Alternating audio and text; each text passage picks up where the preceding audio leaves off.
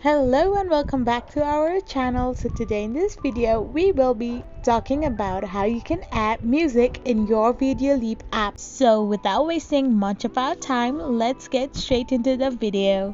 So the first thing you need to do is scroll through your homepage and tap open the Videoleap app. Once you open the app, you have to click on the plus icon on the below of the screen and click on the new project.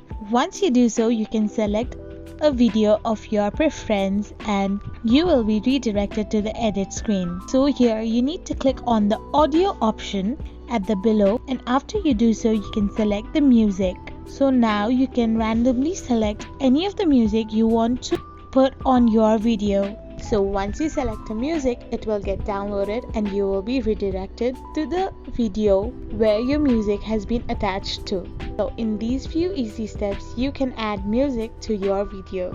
I hope this video was helpful, so don't forget to hit that subscribe button and do give us a thumbs up.